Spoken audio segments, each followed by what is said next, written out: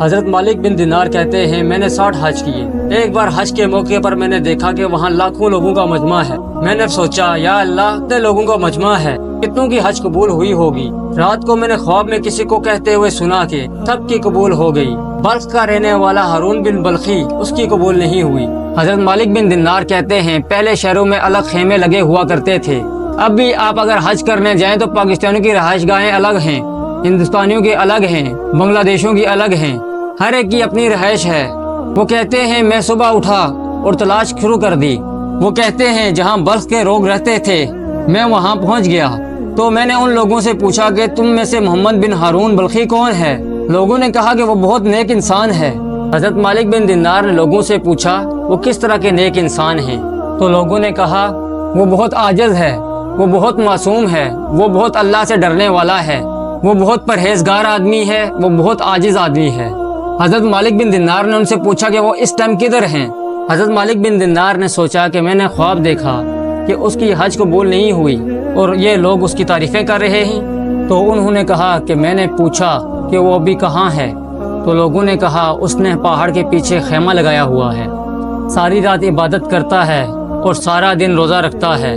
میں ان لوگوں کو سن کر حیران رہ گیا۔ حضرت مالک بن دینار کہتے ہیں میں پہاڑ کے پیچھے چلا گیا، میں وہاں پہنچا تو دیکھا کہ وہ شخص چٹائی پر بیٹھا ہے، میں اس کی عبادت کے اثرات اس کے جسم پر دیکھ سکتا تھا۔ ہارون بن بلخی کا دایاں بازو کٹا ہوا تھا۔ وہ کہتے ہیں کہ 2 رکعتیں پڑھنے کے بعد جب اس نے سلام پھیرا تو میں نے اس کو السلام علیکم کہا۔ اس نے مجھ سے کہا وعلیکم السلام، کیا آپ مالک بن دینار ہو؟ میں نے کہا ہاں۔ حضرت مالک بن دینار فرماتے ہیں پھر اس نے ایک گہرا سانس لیا، پھر اس نے فرمایا آپ نے خواب دیکھا ہوگا کہ میرا حج قبول نہیں ہوا۔ تو وہ کہتے ہیں میں یہ سن کر چونک گیا کہ وہ کیا کہہ رہا ہے۔ تو میں نے کہا لوگ آپ کی تعریف کر رہے ہیں، کیا مسئلہ ہے؟ ہارون بن بلخی نے کہا مت پوچھئے۔ یہ کہہ کر وہ رونے لگا۔ وہ کافی دیر تک روتا رہا۔ مالک بن دینار نے کہا بتاؤ؟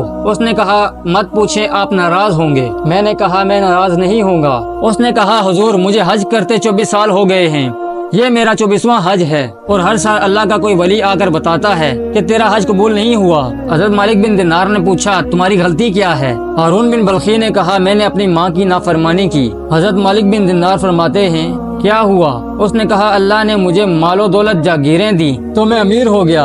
ہارون بن بلخی کہتا ہے رمضان کا مہینہ تھا، عصر کے بعد میری والدہ افطاری کی تیاری کر رہی تھی، میں نے شراب پی رکھی تھی، میری ماں نے مجھے کھانا دیا، میری ماں نے کہا کچھ تو شرم کرو، اگر تم نے روزہ نہیں رکھا تو باقی روزے داروں کا خیال رکھو۔ ہارون بن بلخی نے کہا مجھے ماں کی اس بات پر غصہ آ گیا۔ امام مالک کہتے ہیں وہ بیٹا بدقسمت ہے جس کے والدین اس سے ڈرتے ہوں کہ وہ نہیں جانتے کہ وہ کہاں سے بولے گا، اس کے والدین اس سے کھل کر بات نہیں کر سکتے۔ ہارون بن بلخی کہتا ہے جب میری والدہ نے مجھ سے کہا کہ کچھ شرم کرو تو مجھے غصہ آ گیا، میں نے اپنی ماں کو تھپڑ مارا اور میری ماں جلتے ہوئے تندور میں گر گئی۔ لوگوں نے مجھے پکڑ کر کمرے میں بند کر دیا، رات بھر میں نشے کی حالت میں سوتا رہا۔ صبح جب اٹھا تو میری بیوی سامان باندھ رہی تھی، میں نے اس سے کہا کہاں جا رہی ہو؟ اس کی بیوی نے کہا جو بیٹا اپنی ماں کا نہ ہو سکا وہ میرا کیسے ہوگا؟ ہارون بن بلخی نے پوچھا میری ماں کہاں ہے؟ تو اس کی بیوی نے بتایا کہ رات کو تمہاری ماں کو لوگوں نے دفن کر دیا ہے۔ اس نے کہا تم نے مجھے بتایا کیوں نہیں؟ لوگوں نے کہا تمہاری مری ہوئی ماں نے کہا